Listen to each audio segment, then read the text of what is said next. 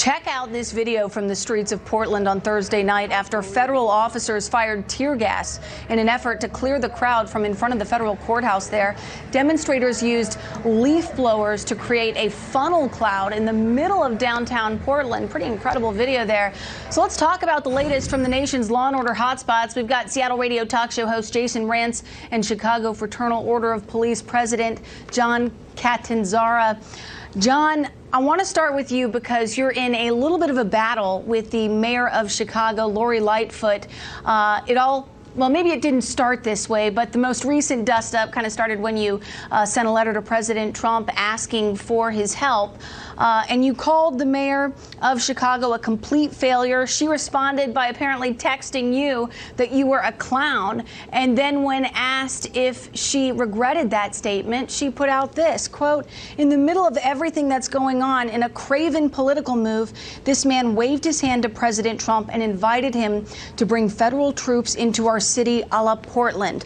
I don't take back one word that I said." So she doesn't regret it. What's your response? Well, I'm not surprising. The mayor's not taking accountability for many of her actions. It isn't the first time she insulted a union leader. She did it last year, and she refused to apologize when she was caught doing that. It's just her personality. She just thinks she can do whatever she wants, and anybody that doesn't kiss her ring is going to feel her wrath. But I'm not intimidated by her. She will not take control of our lodge. She will never tell me how to run the FOP business, period. Period. All right, we can leave that debate there.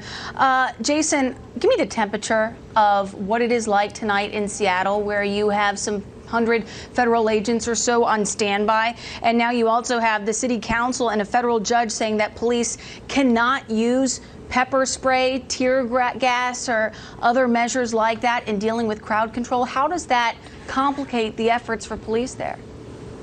It's incredibly complicated, and things are very tense. We expect that this weekend's going to see a lot of pretty hectic demonstrations. A lot of it is now being very clearly organized online, where you've got anarchists and Antifa-style folks who are trying to get people to come in and have a fight, knowing that the Seattle PD is going to be deeply, deeply tied down to these new rules. Now, there might be a last-minute reprieve. About 15 minutes ago, the DOJ had a hearing in front of a federal judge here in Seattle to try to stall the start of that legislation that you're referencing, which, just to be clear, if this legislation moves forward where you can't use these non-lethal forms of crowd dispersal, the officers dealing with riots will only have a shield, a baton, and their gun.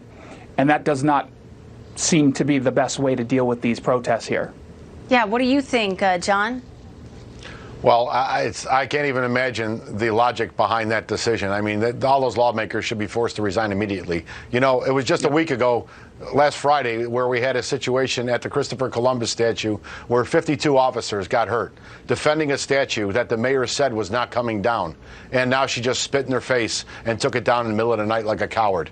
It's just ridiculous, this lawless mindset where it's okay to just do whatever you want to do and there's no consequences. There's ways to go about getting these changes that people are trying to affect, and it's called peaceful protesting and obviously affecting the political process. It's not chaos and anarchy. This cannot be the way going forward.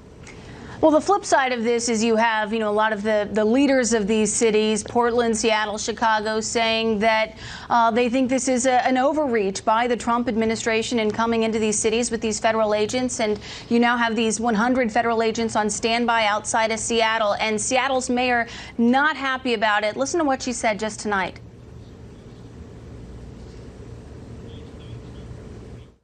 The rhetoric of the left undermines our justice system, with Nancy Pelosi calling them stormtroopers, Jim Clyburn calling them the Gestapo, and Wheeler using the term paramilitary forces.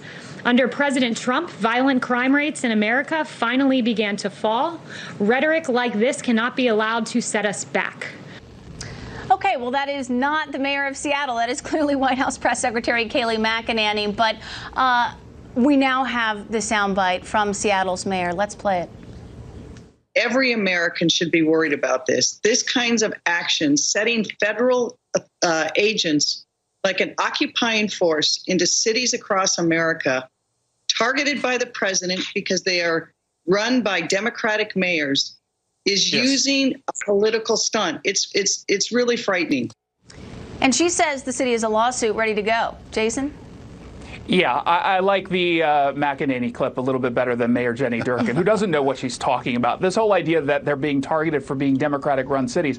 It's true that the president is targeting Democratic-run cities because they're not being policed right now. They're choosing to stand down. This is not an occupation. We don't have federal law enforcement officials running around the city of Seattle, nor are they doing that in Portland. To be clear, there were 2 riots in the last 7 days here in Seattle in which these criminals marauding through the city of Seattle, targeting very specific businesses, Amazon, Starbucks, a pot shop, and some others, and they were trying to destroy these businesses. The SPD was not allowed to go in there and make arrests. So this idea that people might be scared, it's the most frightening thing she's ever seen because the federal government might come in. I'm sorry, think about the business owners out there. Think about the people who are working at these businesses and the apartment complex that the Starbucks is attached to that almost burned down. Think about the fear that those folks are feeling right now, and maybe put yourself in their shoes, Mayor Jenny Durkan.